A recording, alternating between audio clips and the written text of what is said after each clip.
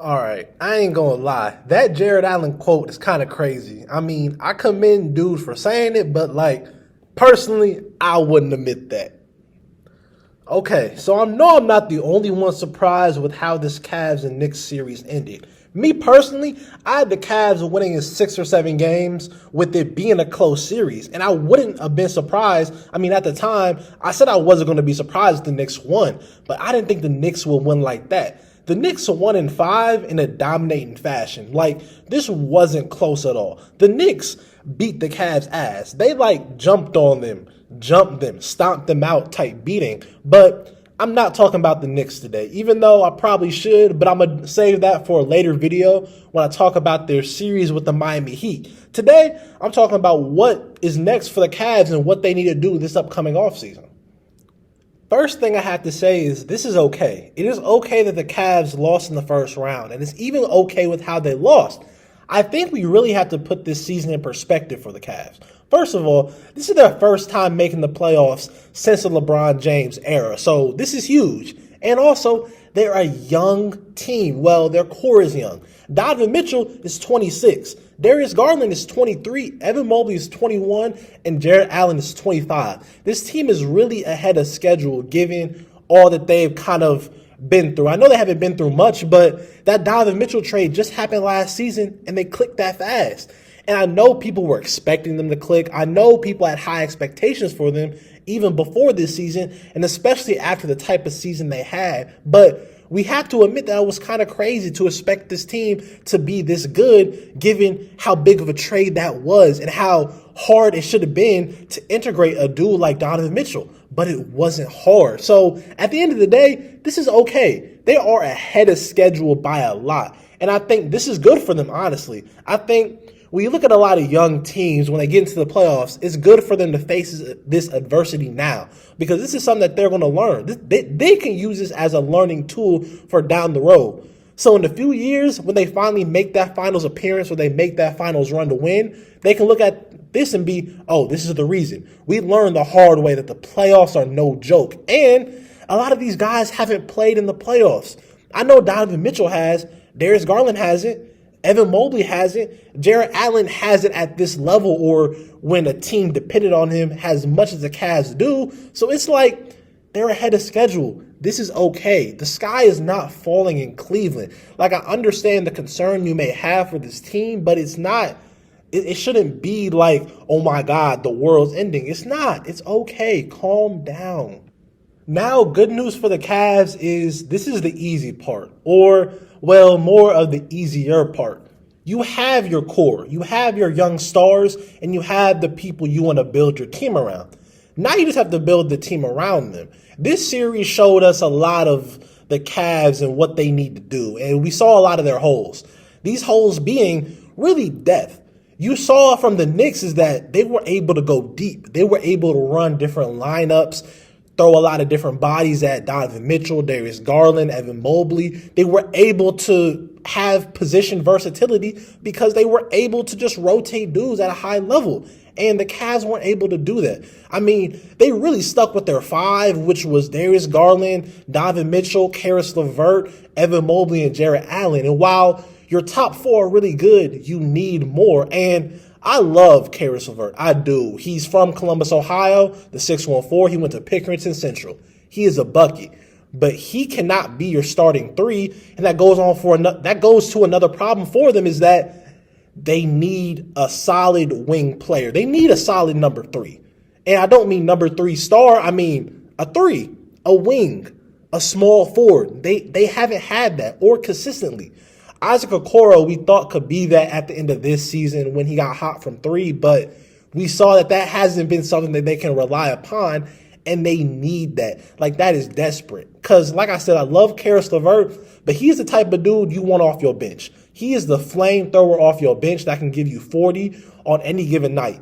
But the thing about Karis LeVert and why you can't start him is he may give you 40 or he's going to get you 4. And also he takes the hands out of the Donovan Mitchells and out of the Darius Garland, which is not what you need. But onto that, you need people that can make Darius Garland and Donovan Mitchell's job easier. You need another secondary playmaker, another scorer, somebody who can make their life easier. Because as I saw in this series, you don't really have anybody to take the pressure off of them, which is key. You need another creator.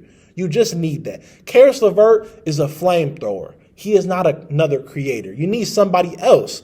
And you just need better perimeter defense. I mean, they didn't have anybody to really put on Jalen Brunson to slow him down. And Jalen Brunson was getting whatever he wanted whenever he wanted to. And when they needed the most, Jalen Brunson was cooking. And you need somebody who cannot, I'm not saying stop him, but slow him down. You're in the East. You're going to see some wings that are really good. You're going to see some pretty good guards in a Trae Young. You're going to see wings in Jaylen Brown, Jason Tatum. You need somebody who can be that perimeter defender, and I don't think they had that yet.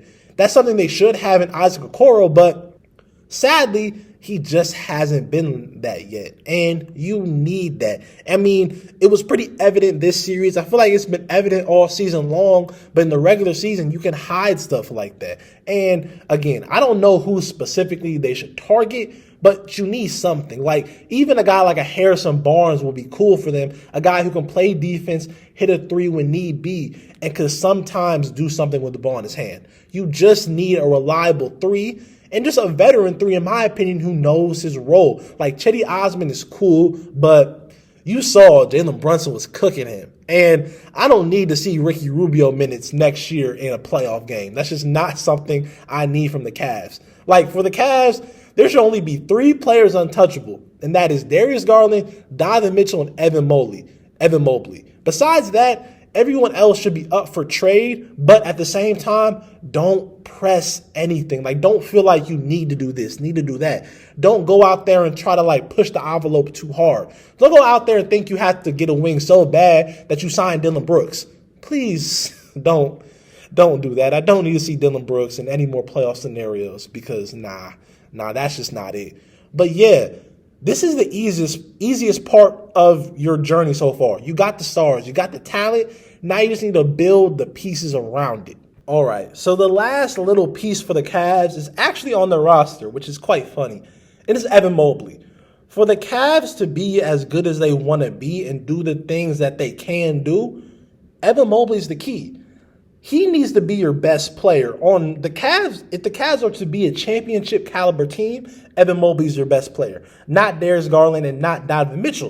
And that's not me saying that they're bad players or not good enough. They're really good, and they still have a lot of potential to be better, but it's hard to win with 2 small guards. It's rare that in NBA history you win a championship with 2 small guards being your best player. And I know a lot of people like to say, what about the Warriors? Well, people forget Stephen Curry is like 6'4", 6'3", and Klay Thompson is like 6'7", 6'8". They're not small by any stretch of the imagination, but Darius Garland and Donovan Mitchell are. So for me, Evan Mobley's the key. Once Evan Mobley unlocks like the offensive portion of the game and puts on weight, the Cavs may be unstoppable. Because here's the thing that lost them this series. They got bullied on the glass. And the main reason they got bullied is Evan Mobley was getting bullied. Julius Randle was taking his lunch money. Josh Hart was taking his lunch money. Josh Hart was doing that. Mitchell Robinson was too. And again, I don't want to bash on this man because it's his second year in the league. And he actually had a really good year. I mean, he was top 3 in Defensive Player of the Year. He's a first team all defensive type player, but it's like you needed him to be more on the glass. And that goes into him putting on more weight. Like, Evan Mobley is 215 pounds. To put that into perspective, I am like 199 and I'm 5'9". Let's go with 5'9". If anyone tells you I'm 5'7", 5'8", they're lying to you. I am 5'9". But anyway, Evan Mobley needs to put on more weight. He needs to put on more muscle. And I believe this is the wake-up call for him. I feel like if Evan Mobley takes nothing away from the series, he needs to take away that, hey, you're a little too small. Like, for example, this dude I watch and listen to, his name is Bomani Jones. He breaks it down perfectly. There's 2 types of big man. There's big man and there's tall man. And sadly, Evan Mobley is a tall man right now. He's not really big. He's not going to physically impose his will like I think he can be when he puts on that muscle. Evan Mobley has the talent to be a Tim Duncan type dude, which is kind of crazy to say because Tim Duncan is one of the greatest players of all time, but he can do that. And by him doing that, it's sad to say this, but Jared Allen becomes expendable because I think you put Evan Mobley at the center. Evan Mobley will unlock all of his game once he's playing in that center type role. And my question to y'all is, and I love Jared Allen, and I think he's a really serviceable center, and you win championships with a guy like him as your center. But what can he do that Evan Mobley can? And there's a ton that Evan Mobley can do that I don't think Jared Allen will ever be able to do. Evan Mobley has the potential to unlock an offensive skill set that at his size is kind of crazy to have.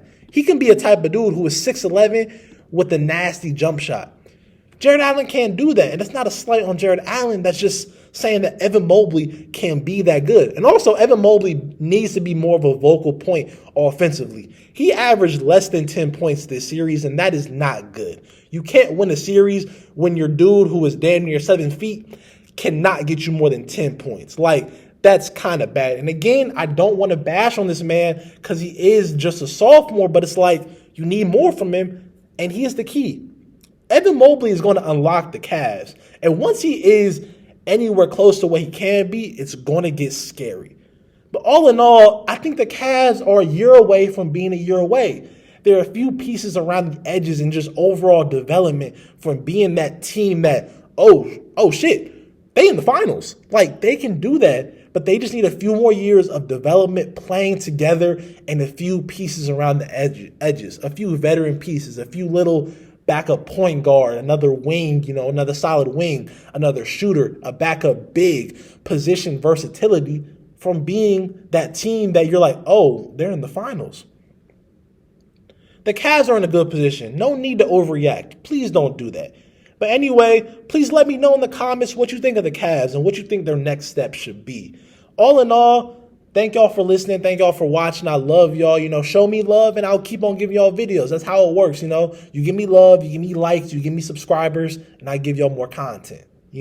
I think y'all like some of the content. I think y'all like a boy. I think I like what I got going on sometimes. But anyway, peace, love y'all. See y'all later.